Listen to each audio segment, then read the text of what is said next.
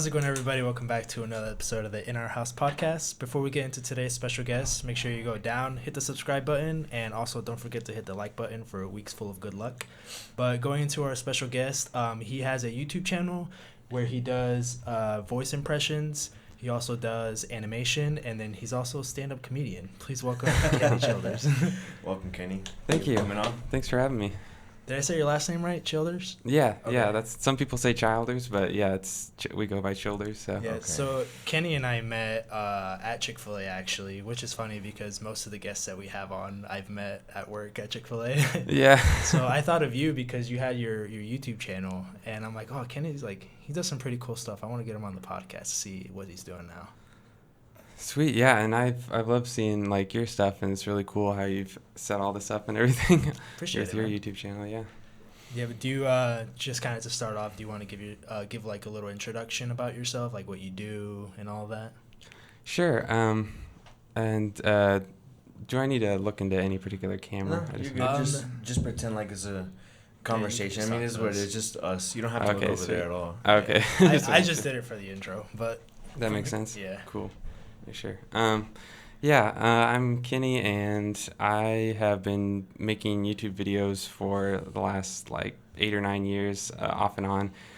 I haven't always been super consistent, but you know, whenever like inspiration strikes me, I'm like, oh, this would be fun for a video. But yeah, it just kind of started as like I enjoyed making like Lego stop motions and stuff like that. Just really like animations, and I kind of realized around that point in time that I like doing voice characters of voices too, and so I started sharing some of that, and I really want to do more of that. And actually something I haven't tried yet is YouTube Shorts, but I want to try doing that because I feel like that'll be helpful to put out more content quickly.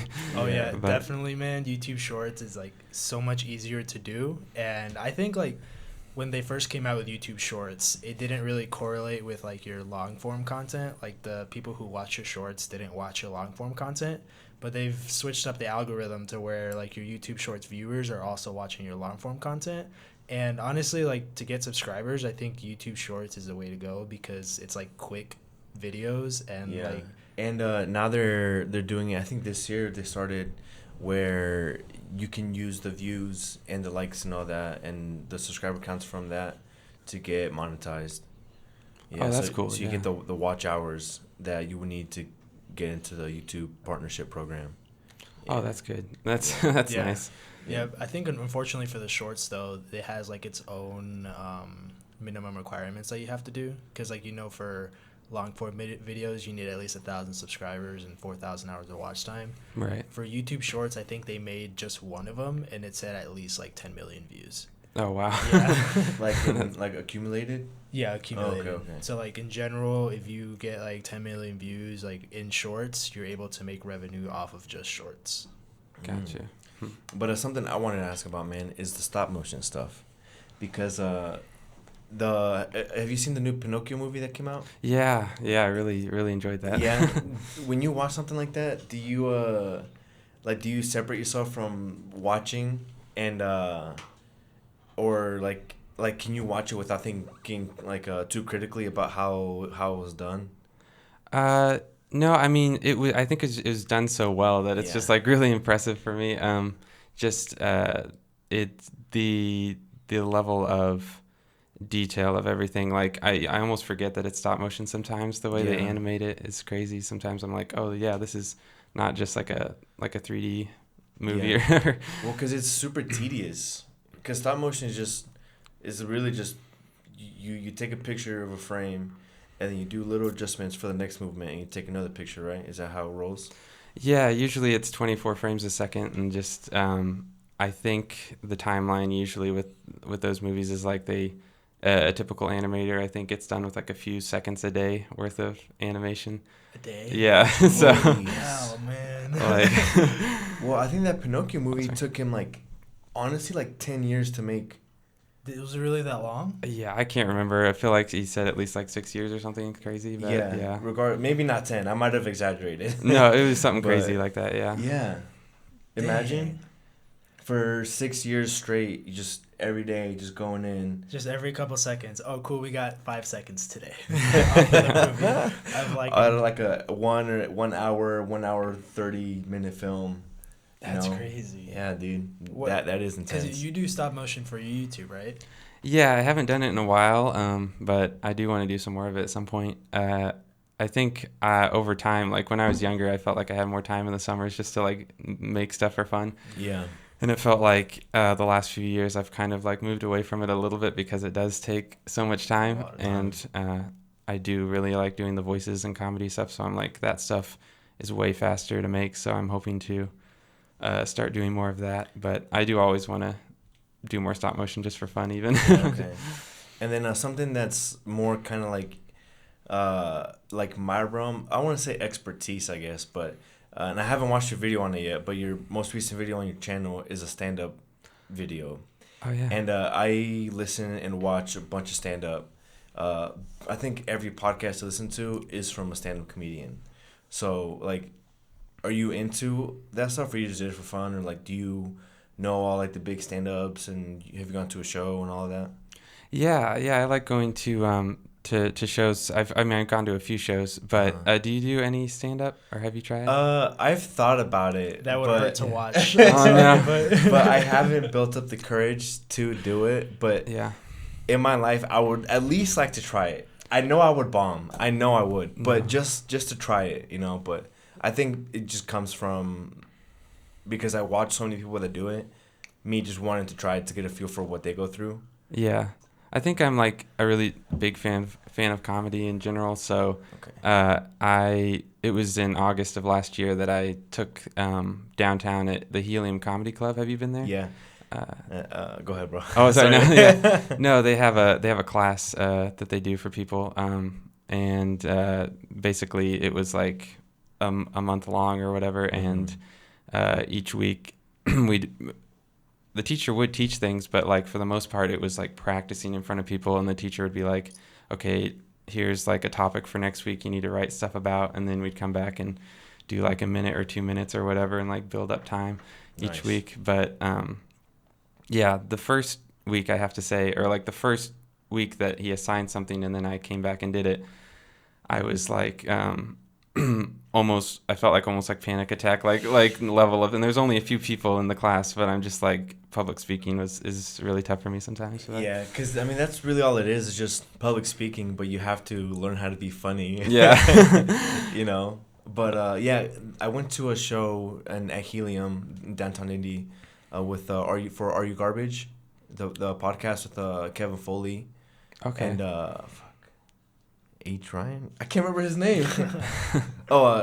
Kevin James Ryan, the two comedians that do the podcast. Oh, cool. And I went to go see them, and I got a sweet picture of them with them. Yeah, it was nice. That's the first show I've been to. And, bro, I don't think I've ever laughed hard in my life. It was hilarious. Did you have a good experience on your first? Because the video on your YouTube channel, is that your first time doing stand-up comedy? Yeah. That was the end of my class. Actually, I told my teacher I was actually going to be gone for. They have like a little graduation ceremony for everybody, but my teacher was like, "Hey, he's like, you can do." He puts together like comedian set list, and it was like the upstairs lounge or whatever. Mm-hmm. There wasn't like a ton of people there that night, but he was like, you can have like a 7-minute spot at the end if you want there or whatever. 7 minutes? Well, yeah, each person, I think everybody else had like 10 or whatever, but I had like each week it was like 5 or 6 weeks, and it's like you work up, like do a minute more each week, and so I had about enough material by that time. So nice. Yeah, it was fun. Yeah, dude. Yeah. I think I'll try it at one point.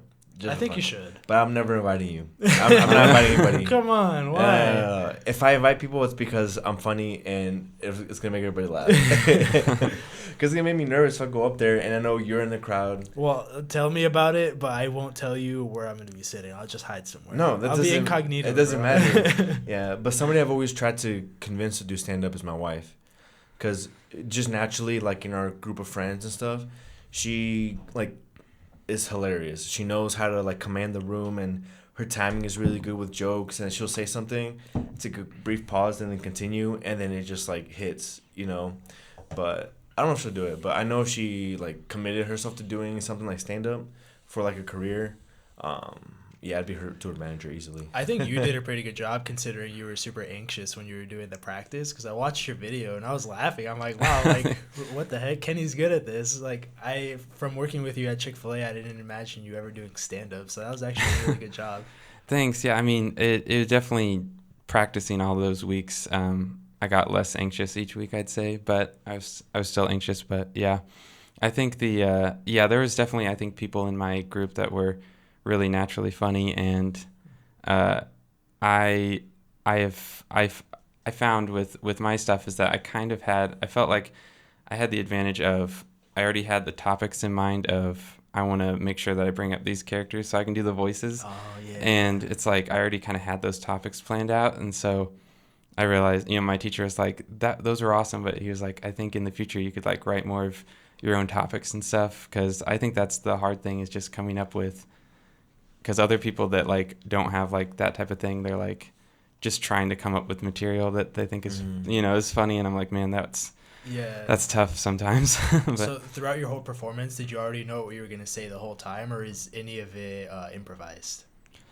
yeah, it was pretty much word for, well, no, I was going to say it was pretty much planned out, at least like, yeah, I would say it was almost word for word, but I had done it enough times that I like memorized, but then like maybe change a word here or there, but I like having it planned out. Yeah. I would like to get better at improv though. That would be something that would be fun, but I don't get how comedians do that. Like just off the bat, if like they hear the crowd say something, they like go back at them like super quick and it's funny. Yeah. Like me, Yeah. I would just stand there like Yeah. like, I don't know what to say. Yeah, I agree. Because somebody who's really good at that is Andrew Schultz. Yeah, He's like funny. really good at like coming back, like just being super witty. And sometimes he says something, and I'm like, how did you come up with that in literally like a split second? Yeah. Like I'd come up with that a month later and be like, I should have fucking said that. Yeah. Do you think of still doing that, or was that a one-time thing that you just wanted to like check off? Yeah, my teacher gave me like a Facebook group that has like the list of all the open mics around Indiana, and so I just started writing some more stuff recently, and I want to look up some open mics and check them out, and just nice. I did just apply the other day to Indiana Comic Con to try to do a performance there, but I don't know what my chances are for that. At Comic-Con? Yeah, just because I thought that would be fun because of all the characters are related, Yeah, so yeah. Oh yeah, you'd be playing to like your crowd, so to say. yeah, all the Yeah, stuff yeah. that they like. I was like, because some of the stuff my teacher was like, he was like, if you do something like Comic-Con, he's like, because I practiced with like some Marvel characters and stuff like that, and he's like maybe those aren't like as recognizable as like Kermit and stuff, but he's like, maybe if you did like something at Comic-Con or something like that, you could probably like branch out to that other stuff. So what's one of your favorite impressions that you do?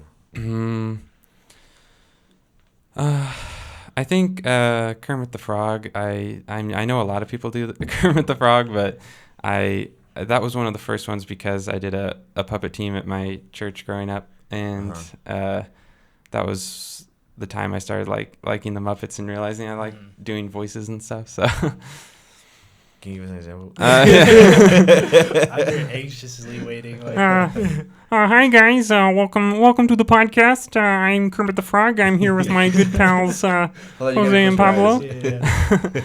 Really excited to be here today. Thanks everybody. Yeah. Hey, welcome Kermit to the podcast. Oh, thank you. That's really good. Holy cow. But, what's one of the ones that's more abstract? abstract. Yeah, like when you say Marvel, like who specifically? Oh yeah, because I was doing like Daredevil and have you guys watched Daredevil? No. The one on It used to be Netflix and now they moved it to Disney Plus. I watched the first episode because I was watching She-Hulk and I saw Daredevil. Yeah. But I never really got into the show. Yeah, so those are like really obscure that most people are like, oh, that's cool, but like Yeah.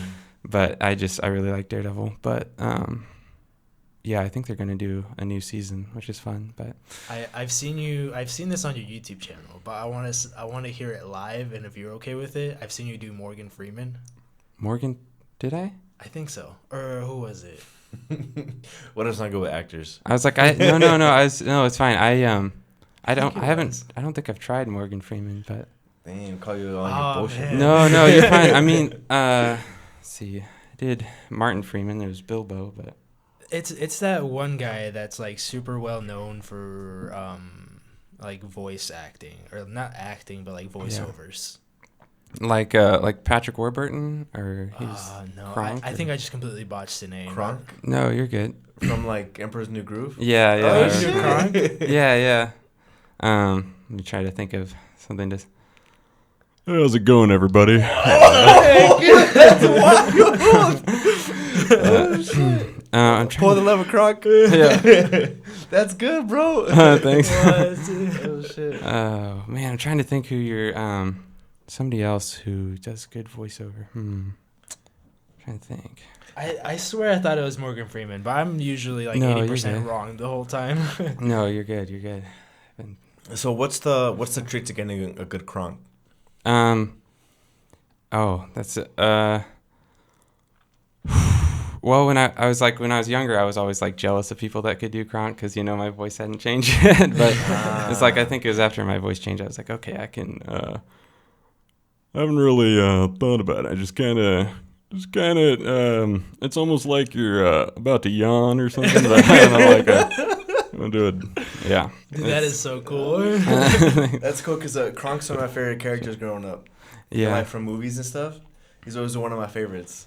How did you get into What's- practicing all the voices? Like, cause I mean, I'm assuming you probably had the voice playing like on a video or something. You were just imitating it. How did you practice, or like what was there any specific thing that you did to get the voice spot on? I think it was just what I tended to watch a lot. So like I was watching a lot of the Muppets when I did puppets, or like Batman or Joker, and like I watched a lot of the animated series, and like when I watched through all of the Harry Potter movies the first time, I was just like, as I was watching them, I heard their voices enough time. I started like saying them out loud to myself and stuff. Nice. I don't know. It's just like I just tend to, if I like a character or like a series or something, then especially TV shows have been nice because like I watched through all of like Doctor Who, and so I like doing all their voices. But I think it just like if I just watch one episode or like just one movie one time or something, like it might be harder because I haven't really listened and thought about their voice long enough. Right, you need more time to listen and like really digest on how to do their voice. Yeah, I think so. That's a really cool talent, man. Because I would, if I tried that, it would. I mean, obviously, I don't do it often, but I would completely botch it. Like, I closed my eyes when you were trying to be Kronk. I'm like, Kronk's right in front of me right now. Oh, hold on, you do an impression of somebody. Who do you want me to do? I don't know, just somebody that like you watch a lot. Oh, sure. I just watch streamers like on Twitch. I don't think that'd be okay. very good. Like KY or Speedy. Yeah. Can you do Kronk and I'm gonna try to imitate you. You just start talking like Kronk and I just thought you talking like Kronk. Well, I mean, yeah, a lot of times, like I said, when I try to do stuff for the first time, I'm just like, oh, that was bad, Yeah, Like, yeah. Obviously, it takes practice. Yeah, or just like, oh, yeah, I think that's it. But yeah. Oh yeah, dude. Well, I won't ask you to do more impressions. Oh, no. I'm sure whenever somebody figures out you can do them, all they do is like, yo, like, can you do this one? Can you do this one? Yeah. Probably gets old after a while. No, it's cool. It's fun. Because I could do this whole rest of the podcast, like, asking you to do stuff. We could just be sitting here telling you to do all these impressions the whole time. Hey. Do you watch Dragon Ball at all? I don't. I haven't watched Okay. Dragon Ball. No. You was could gonna ask a- him to do a I Goku was gonna ask him to do scream. Vegeta. I was gonna ask him to do Vegeta. Can you power up for us real quick? Yeah. Let's go Super Saiyan real fast. Yeah. Last few years, I've started watching some anime. I mean, like mainly like Studio Ghibli, but other like. Oh, I haven't heard So- about that Oh, one. there's one I'm gonna recommend to you. Well, first, what do you like watching, as far as like anime? Like, what kind of animes? Well, the most of the Studio Ghibli movies are what I've mainly watched so far. Okay. Um, Have you heard of Attack on Titan? yeah. Have you seen it at all or anything? No, I haven't I watched really it. recommend it, man. Yeah. That's honestly because my friends from Lafayette, from where we were born, throughout like I my wasn't born child. there. Well, where I was born, where we grew up, he was born in California. Smartass. But growing up, they would try to convince me to watch anime, and I'm like, dude, like it's alright. Like I stick to Dragon Ball because like all I would watch was Dragon Ball, and then like I eventually watched a couple episodes of Naruto, but I watched Attack on Titan for the first time last year, and wow, like it's nice, it's good. The play by play, the storyline, and next month the final season part. I think the second to final part of the like final anime comes out, and I am absolutely pumped for it. Oh, nice. Yeah, so I really recommend watching it. Do you prefer to watch subbed or dubbed?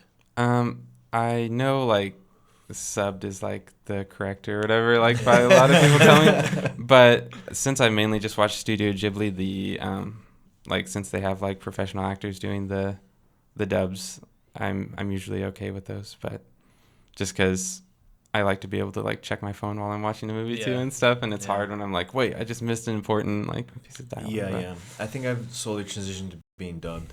Yeah. If I'm being honest, I let go of the pretentiousness versus being subbed. I think the only subbed I ever watched was when Dragon Ball, the Tournament of Power, when that first released. I mean, obviously it came out subbed first, so I wanted to watch it right away and not get any spoilers, so I watched that subbed. But like everything else, I watched dubbed. I watched Attack on Titan all dubbed, and I've tried watching it subbed, and it's just not the same. Yeah. Because like I already have my head ingrained with every character's voice that it just would be different. And I don't want to read. I just kind of want to watch and enjoy the show. For sure. Yeah, I agree. I don't know. I think as long as you enjoy the anime, you're all right. I don't think it really matters if you're doing dubbed or subbed. Mm-hmm. You had mentioned Harry Potter. So, have you seen the new Harry Potter video game? Are you into any video games? Yeah. I like playing video games. I got a PS5, but yeah, I was interested in the Hogwarts Legacy. But do you think you'll check it out? I think I am. For real? Yeah, I think. Bro, I might be over here a lot more. Because I originally thought it was PlayStation exclusive. But I Googled it and I saw it on Xbox, and I'm like, holy cow. Yeah. Like, because I also have a gaming channel that I haven't posted on in a while, but I think it'd be fun to start it up. Do like a walkthrough of it? Yeah. That's a good idea, bro. That's a really good idea. With like just no cuts, I just upload the raw footage, like an hour long, part 1, part 2. Yeah. But I've seen clips of the actual video game on TikTok and Instagram, and it looks really fun. Yeah. Yeah. Yeah, that'd be really cool. The other one, I think it just got delayed a couple weeks, but it's like in March or April, because I played Jedi Fallen Order. Mm-hmm. Have you guys played that at all? No, I have not. The only Star Wars game I've played is the Lego Star Wars for GameCube. Oh yeah, Lego Star Wars. Such a good game. Yeah, because the sequel to Jedi Survivor or whatever is in March or April. I'm excited for that. It's kind of like, because I really like Uncharted, and that's like, it's kind of like Uncharted, but like as a Jedi. So adventure game. Cool. So it's Did you like the movie Uncharted? Yeah, I thought it was pretty good. Like it's a little different because like, I don't know, Tom Holland isn't like exactly like Nathan Drake, but I think it was like a fun movie in and of itself, you know. Okay. Yeah, because I think the movie was more like lighthearted, right? It wasn't necessarily as drama, I guess you could say, as like serious and emotional as like the video game is. Yeah, I guess that's a good point. Yeah, I was like, kind of think of it was kind of more over the top than even the video game sometimes. But yeah, but nice. It's good. Yeah, I tend to feel some sort of way when they turn a video game into a movie, but what I'm very excited about is a new Mario movie. Yeah. I think comes out next month. Oh yeah. In April, I think. Yeah. Yeah. Who's the voice actor for Mario? I think it's Chris Pratt, right? Yeah. Nice. Yeah. What do you think about his voice acting for Mario? I know it's only been like a few lines in the trailers, but I think it sounds pretty good. I mean, I honestly think he'll be fine. Like, I think he like, because he did good in the Lego movie as Emmett, but I enjoy Charles Martinet, the actual actor for Mario. But, you know, I don't know. I know he'll be in it at some point, like as a cameo or something. Well, because that's the thing. They already had a voice for Mario, right? Yeah. Like originally, which is Charles. Yeah. And then they went with Chris Pratt for this movie. Yeah. Do you think that's purely because Chris is a bigger name and it's just more recognizable? Yeah, I guess it could be that, and it could also just be maybe they wanted like a more, I don't know, like just a different tone for his voice for like a full movie or something. I don't know. Okay. I don't know what. Just not sure, but Just add something different because I know they have Jack Black voicing Bowser. yeah, I think he sounds really good. Yeah, yeah, it's really good. That's for funny. sure. Dang. Who's doing Peach? I don't know. Anya Taylor-Joy. She was in Queen's Gambit on Netflix, the chess series. Okay, is Jack Black also doing Donkey Kong or is No, that was Seth Rogen. Seth Rogen? Oh yeah. my god, dude. That's gonna be And good. Charlie Day is Luigi. When does that movie come out again? April. April? Mhm. Nice. Yeah, Heck I'm yeah. excited. March, April. So 2 months. Oh yeah, that's around Karen's birthday. Want to know what comes out next week though? Ant-Man. Yeah. Yeah. Are you gonna go watch it? Yeah. Are you a really big Marvel fan? I am. Yeah. Okay. I'm excited. It sounds like they're like, because this is, they say it's like the first of like phase 5 or whatever. Uh-huh. So I've heard, pretty excited. I'm 'Cause- excited. Phase 4 ended with Iron Man dying, right? Or like That might have been the end of phase 3, I think, in Endgame, because like phase 4, I think has been the one that people have been like, some of the movies have like I still think they've been good, but like, you know, it feels like they're kind of like not super like focused on anything right Yeah. now. So it sounds like they're so might it's be- getting a lot of criticism. I think it sounds like they're like getting more focused with Ant-Man, but like a bigger threat and stuff, which is cool. Yeah, a lot of people were really batching on their CGI too on everything. Oh, else, yeah. especially with all of the TV shows they came out with, like She-Hulk. And I mean, I can attest to this too. I remember seeing one frame in She-Hulk when she was walking in, and she just looked absolutely fake. Yeah. But I mean, I can see like with the budget that they have with a TV show, that's probably all they could do. Yeah. But I think the end of Phase 4 was it the Black Panther movie? Yeah. I really like that. Wakanda Yeah. Forever? Yeah. Okay. I haven't seen that one yet, but I know it's on Disney Plus. Yeah. I thought it was really good. Like, Same. yeah. Oh, okay. Like, you don't think it, like, because with what happened, I can't remember his name, Chadwick Boseman. Yeah. You don't, you don't think they, because I know whenever he passed, a lot of people were kind of back and forth on whether or not they should make another Black Panther movie. Yeah. So you think they did a good job with the movie then? Yeah, I felt like they did the best job they could, like with Yeah. the situation, and they like, I felt like they honored him and everything really well. Nice. But it was Good also, job. it felt like a pretty entertaining movie too. I'll watch it tonight. Yeah. That's After I like get 3 done hours cooking. long. 3 hours? Oh yeah, it was Yeah. pretty long. Never mind then. I'll watch it sometime next week. Yeah, it's a pretty long movie. I personally really am looking forward to Ant-Man because I've seen like a bunch of conspiracy theories about how it's tied to the Shang-Chi movie and like the 10 rings and all that. How at the end of have you seen Shang-Chi? No. Okay. Or do you? Oh yeah, that was a good one. Do you care if I It's okay. continue go for ahead. Go ahead. spoilers? Yeah, go ahead. Spoiler warning. Spoiler alert. If you guys haven't seen this, skip like 2 minutes. But at the end, post-credit scene in the Shang-Chi movie, and if I'm saying that wrong, I'm sorry, but the 10 rings send off like like an alert or something, like a signal. And apparently in the Ant-Man movie, on one of the clips, like in the trailer, it shows like a signal in the quantum realm, and a bunch of people are saying that that signal is coming from the rings, and that the rings are all correlated with like the quantum realm and like Kang. And I'm like, oh my gosh, this is all together. That's crazy. Yeah, It's, but I'm looking forward to Kang the Conqueror. Because Yeah. I heard he's he's like way worse than Thanos, or like way stronger, or has more potential than Thanos. Yeah. Have you watched Loki? Yeah. Yeah. Yeah, dude, that show is really good. It's probably one of my favorites. Yeah, me too. And I know it's like not supposed to be the exact same character that actor plays as Kang, right? Like at the end of Loki. But he's like another multiverse Yeah, he's a version or whatever. I think he technically is Kang. He's just a variant? Oh, yeah. So like he's a good Kang that defeated all the other bad Kangs, and he stayed to like rule the multiverse. Right. But Loki kills him, and then the timeline just like shifts, and then now we're having a multiverse battle. Yeah. So it's gonna be lit.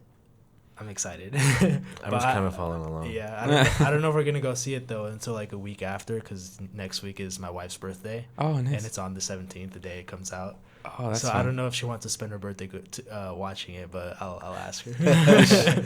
You just gotta convince her. Yeah. Is she a big Marvel fan? Oh yeah, she wants to watch a movie too. I think. Well, there you go. We watch a lot of Marvel movie stuff together, so I don't think we've ever seen anything apart. Like I go watch a movie that's Marvel without her or something. We always go together.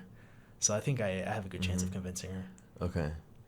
Do you prefer TV shows or movies? I mean I watch more TV shows. I don't know about you guys just because of like how much content there is. Yeah. But I think probably my favorite experience is still going to a movie theater, even though I don't get to that often. But yeah, I agree. I just recently finished Game of Thrones and House of the Dragon. Yeah. Yeah. Have you seen those? Yeah, or not too much of House of the Dragon, but okay, and it was alright. I like Game of Thrones better. Yeah, but I put off watching Game of Thrones for so long because it was cool to say that I haven't seen it. People would be like, "Have you seen Game of Thrones?" I'm like, "No," and they would get so freaked out, and I just ended up liking the reactions. Yeah. So I finally gave in and watched it. I still have yet to see it. Did you start watching Breaking Bad? No, not yet. Okay. I'm like at a point to where I don't have anything to watch, and I want to keep it like that.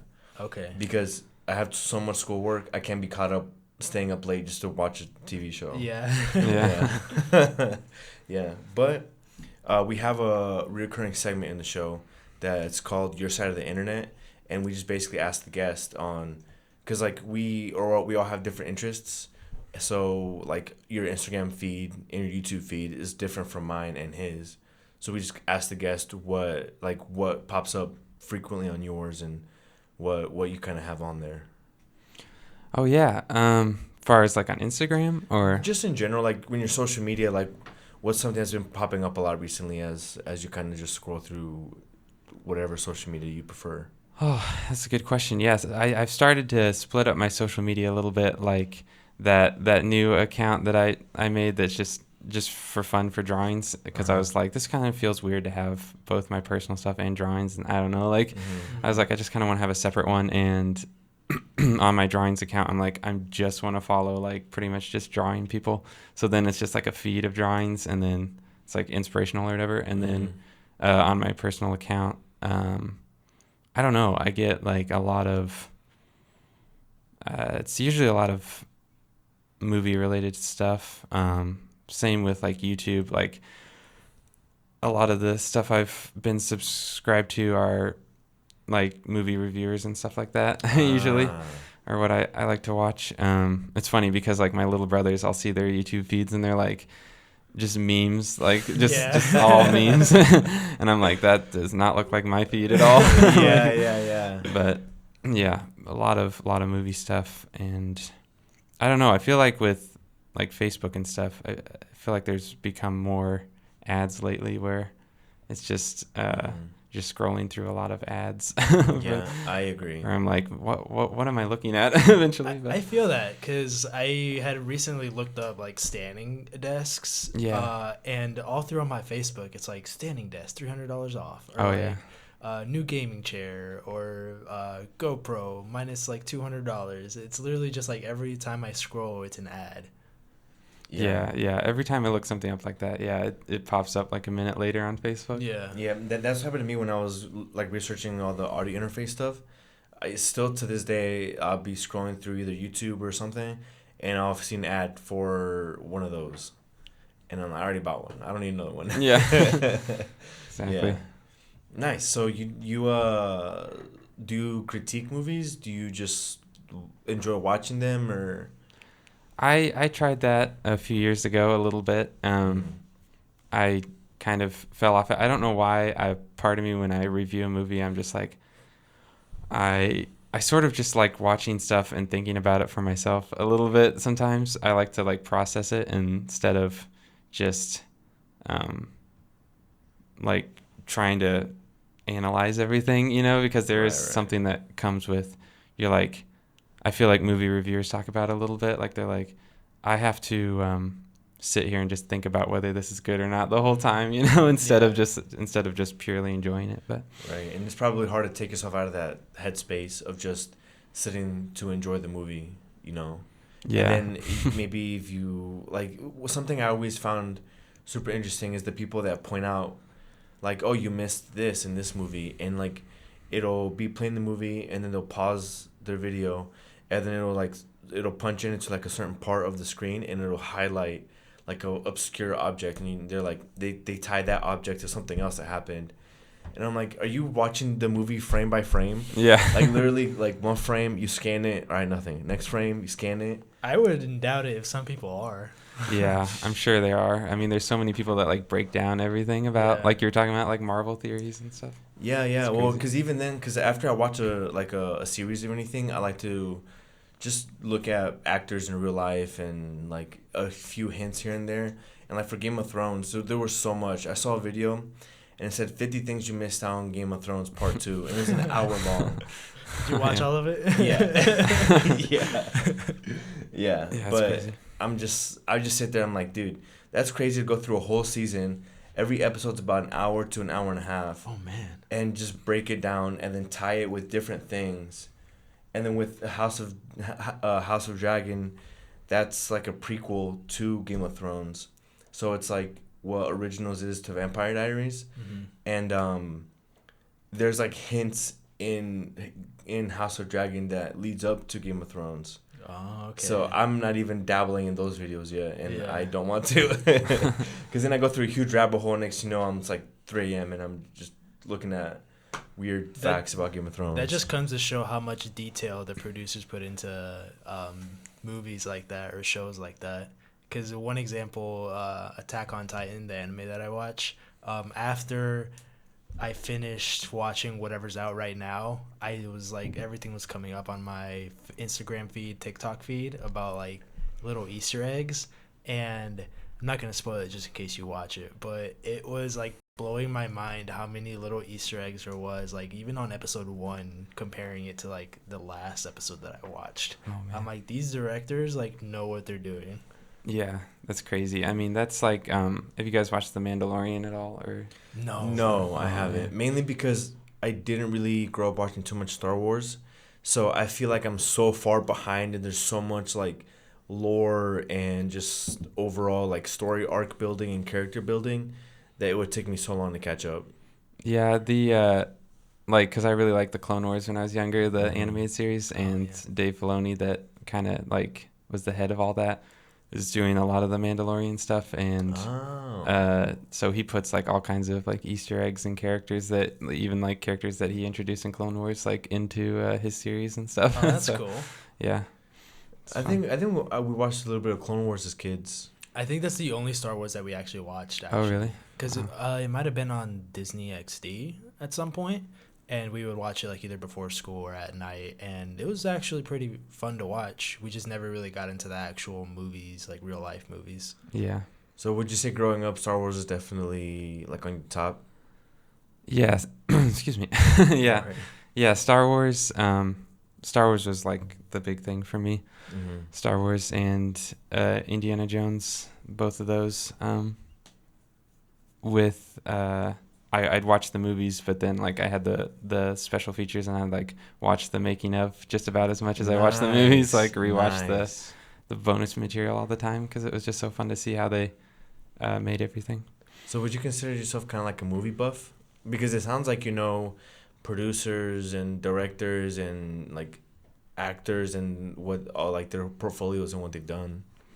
Yeah, I do enjoy quite a bit. Yeah. Like, I don't know if I'd say movie buff or not, but yeah, I just do love movies and kind of the process of making it. When I was younger, it was like Star Wars and Indiana Jones, and then when I got a little older, I was more interested in like Pixar and animations and stuff, and I was like, whoa, this is crazy, like, and that's kind of what got me interested in animation for like college and stuff. But so you went to college for animation? My degree is in media arts and science, but I went to Ivy Tech 2 years and then IUPUI 2 years, and so like was only like the last semester or so of Ivy Tech that I did like 3D stuff, and then IUP wise when I learned some more 3D stuff. That's awesome, because I've seen some of the stuff you've done on your YouTube channel, and what all goes behind that? Like just one animation? Is it like what programs do you use, or like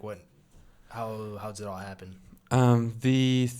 Yeah, it depends on, I guess, the type, because like stop motion obviously is its own thing, but like 3D, we used Maya, the program Maya, and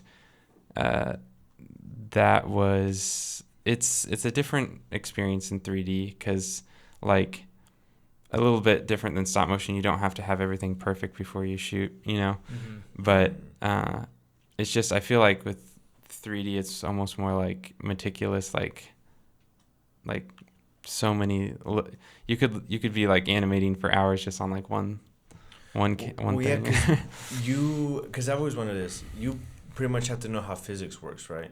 Yeah. You're trying to make something accurate. Oh, I didn't think about that. Because if you're animating water splashing, you literally have to animate the whole water splashing. So you're like, all right, how does water splash? Yeah. Well, I took a couple 2D classes too, just like hand-drawn animation. Okay. And the principles of animation that they taught, like the 12 principles or whatever, are like the same for 3D and 2D. It's just basically like squash and stretch and all that kind of stuff, where it's like the bouncy ball and all those types of exercises, where they are pretty similar between different animation styles. They're just sorry, I'm losing my train of thought. But yeah, but it's basically like a lot of the animation principles are about like exaggerating the movement, because like it shouldn't look just like real life, because then it looks weird usually. Oh, I never thought about that. So though you exaggerate a lot of the movements when you actually go to animate it? Yeah, like I feel like with people talk about, oh no, is like motion capture, like Avatar and stuff going to like replace, just 3D animators. But really what my teachers were talking about is like that's just like capturing the exact movement. Like animators are like exaggerating to make to make it come to life, cartoon characters more like lifelike. More, because like going back on what you said with like a bouncing ball, or like just if you think about it in real life, it just, in the human eye, it just looks like it's going like that. If you were to make that look in an animation, it would literally just look like the ball is just moving up and down. So you kind of have to exaggerate it to make it basically tell you like, hey, this ball is bouncing. Yeah, exactly. Yeah, that's awesome, man. This is kind of like the technical side, but like what kind of like computer does it take to run that kind of stuff? Because I feel like you would need like a decent powered computer for that. Yeah, I think Maya was probably the one that would like slow down the most, like on my laptop. But I just had like a regular laptop. It wasn't anything crazy, but it is helpful when you have a lot more power in your computer, because otherwise I think I could have gotten done with some of my assignments faster if I had a better computer at the time. A couple hours faster. Yeah.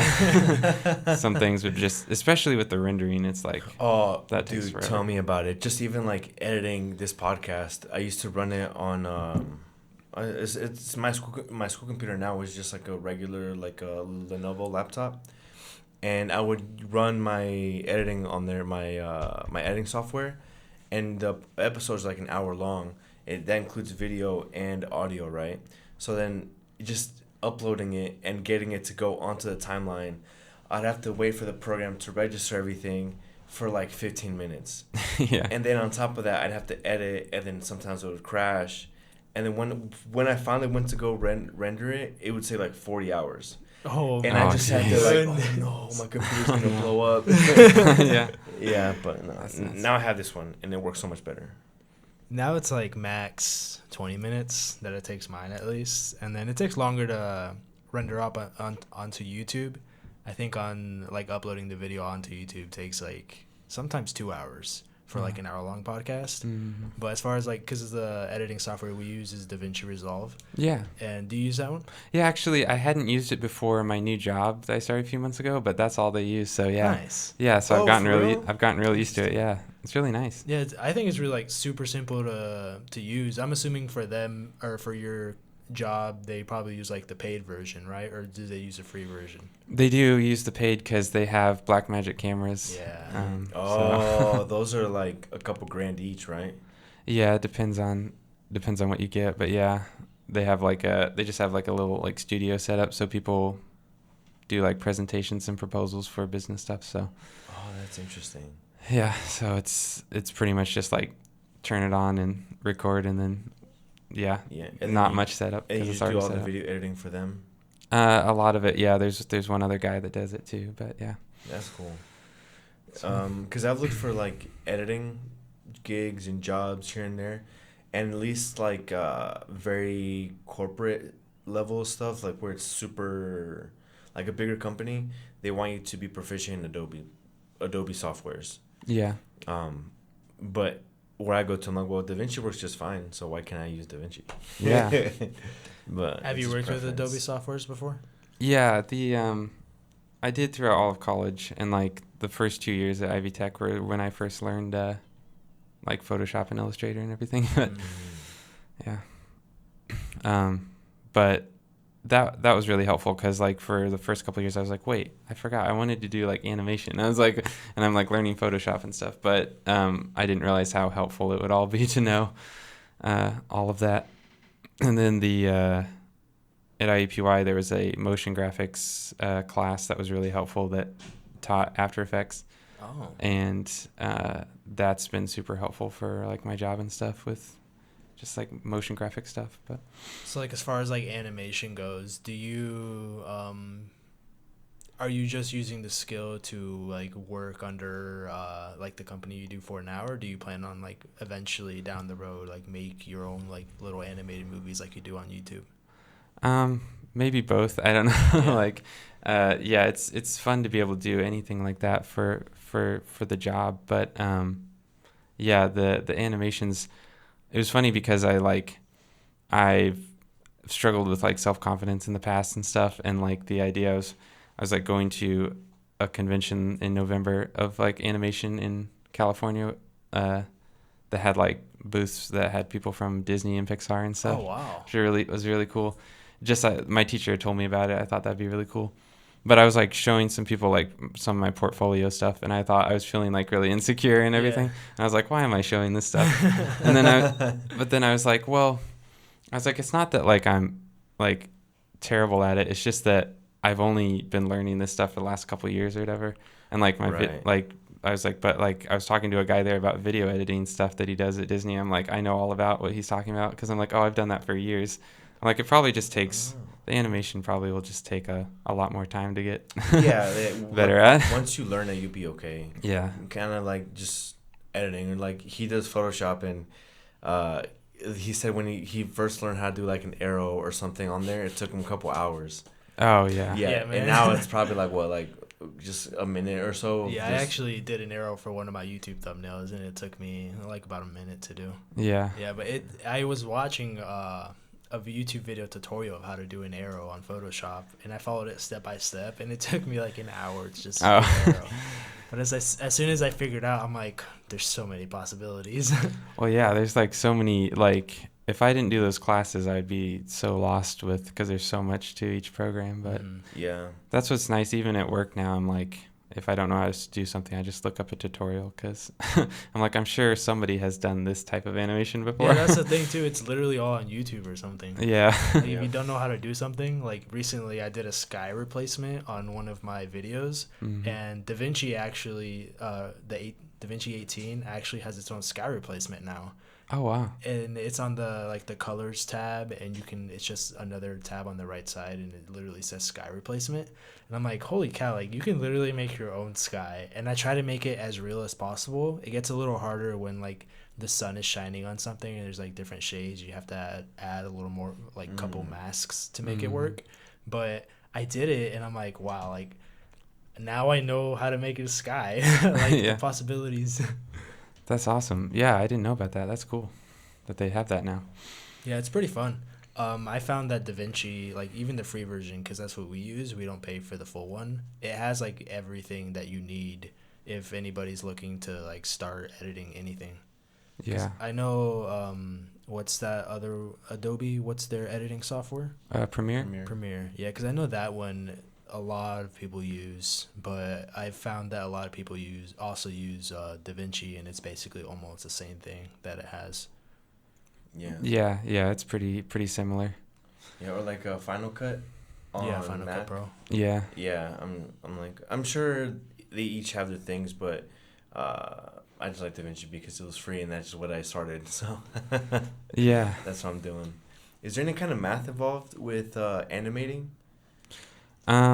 Sometimes, like if something needs to be like just a little bit, just like precisely like if it needs to be like equal timing, then you'd be like, wait, okay, so this frame was here and it's like, how like split up the frames, how many frames. But there's no like equations that you put in for like physics related stuff.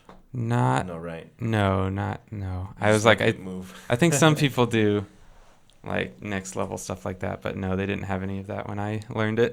That would almost be considered like coding, right? Yeah. Maybe. They did a little bit of coding sometimes in Maya, but not really usually. Mm-hmm. We have a friend that is going to school for coding, and we had him on the podcast, and he was talking to us about it, and it's like trying to learn a different language. Yeah, I did 2 classes, like I think in programming, and I had to retake one of them because I was like, it was not easy for me. But I was like, yeah, this is not what I want to do as a job because it's too much to learn. Yeah, he explained it to us, and it just sounded very difficult. And I'm like, that's great, man. I'm glad you're doing that, but that's hurting my head right now. Yeah. I was looking at your Instagram, at least the one that, like your drawing one, and it looks like it's like really inspired by Disney. Oh yeah. Is that your favorite type of drawing to do, like Disney characters and more of that style? Yeah, I like that kind of style. I've always liked drawing, but I was just doing that like digital drawing the last couple of years or whatever. But I've got like a drawing monitor now that I draw on, which is fun. But yeah, like I said, that's still just kind of for fun and stuff. But so it's all just like on an iPad or something, like a screen, like a tablet. Yeah, I have an iPad. Like I got an iPad at first and was drawing on that for a while, but then I got an actual monitor that I can draw on, which is nice. Nice. I bet that gets intense because I follow people who do stuff like that on Instagram, and just like the stuff they do and like the strokes, and then they'll just like click something and then for a color and tap, and then that space will just get filled in with color. And I just think about how much time that saves compared to if you were to draw it here. Now you have all this, like, not equipment, right? Just stuff. Like shortcuts. Oh, yeah, like different, like, tip markers and, like, brushes and all the paint for the brushes. Now you click stuff and make it happen all right there. Yeah, that's kind of what I feel like with, like, 3D animation versus stop motion or something like that. It's like doing everything on the computer is really nice for like resources and stuff like that. Like you don't have to be like, oh, I want to make this stop motion with a character in their house or something. Like I have to make like a mini house or something, like, or like you can just build it in a computer. But yeah. Because stop motion, you physically have to make that house, right? Yeah, which is why Lego is usually nice. Go that way. That makes sense now. Yeah. Because it's all just build and do it. It's already all there for you instead of making like a house from scratch or something. Yeah. I just imagine like legitimately building a house. Yeah. Like a legit house. Yeah. And just for like a scene, and all right, cool, we sell it or break it down or do whatever. You just do stop motion with like real human beings. Yeah. Like has that ever been done? That's kind of weird. There's a guy. Have you guys seen Kevin Perry online at all? No. He used to do stop motion for like Kubo and the Two Strings, like a lot of the Leica stuff. Like I don't think he did Coraline, but it's the same company. And now he just does like almost like video editing, like magic tricks, where he'll turn himself into stuff and everything, like jump cuts and stuff. But I think he's done some like stop motion with himself too, like doing certain things. But yeah, it's pretty cool. There's a specific influencer. I think his name is Zach. Oh yeah. He does a bunch of that stuff where like he like slams his shirt down on the table, and the next thing you know, he's in the shirt, and it looks like super smooth. And I listened to a podcast where he was on there. I forget his name. I think it's Zach King, something like that. Yeah. And I listened to a podcast that he was on, and he said that like one of those videos takes like months to make. And I'm like, whoa, dang. That's nuts. Because his videos aren't long, maybe like 15 seconds or something. Yeah, and it takes months to make, but it gets a lot of views. Yeah. Jeez. Yeah, I think Kevin Perry said it last year he did like 10 main videos or something, but like got tons of views or something like that. Yeah. Because it just took so long. But Yeah, well, I mean, if you're taking that long, it's got to be like super like nice. Like the production's got to be on point. yeah. Yeah, dude. Because if not, then that's just months on a video that just got wasted. Yeah. Literally, yeah. There goes that time. Now you can't do anything. For sure. Yeah. Yeah, well, I really appreciate you coming on the podcast, man. I know Thanks. you literally came right after work, and I appreciate you driving here in today's really windy weather. Oh, yeah. No. Yeah. Like I said, it happened to be really close too. So it's awesome. But It worked out perfectly. Yeah. You Thanks didn't have to for- take too much of a detour. yeah. And thanks for letting me do it like around you guys' schedule too, like at night and stuff. Oh, yeah, no after worries, work. man. It's Yeah. not like Pablo has a far drive anyway. He just has like a minute walk. Oh, yeah. If that, by the time I get to my house, by the time I like leave to step outside, and I can be inside my complex within like 5 seconds. It's right there. Yeah. Chilling.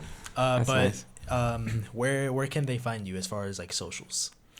Yeah, I just changed my YouTube because I had it like my name is Childers Pictures or something different, but now it's Kenny Childers on YouTube. So like if you just look for Kenny Childers, I guess. I think I'm not even sure what the URL is at this Yeah. point, but Yeah, it's okay. I had it. I can put it in the description. Oh, it'll be thank there you. for Yeah. Yeah. It's because I just changed it because I was like, I think I want it to be more just my name now, and like since I want to do like comedy and stuff. But Heck yeah. we'll Well, see. if you guys enjoyed the episode, please go ahead and drop a like. Don't forget to subscribe, and we're going to have all of Kenny's information down in the description if you want to go check him out, and we'll catch you guys in the next one. Peace. Thanks.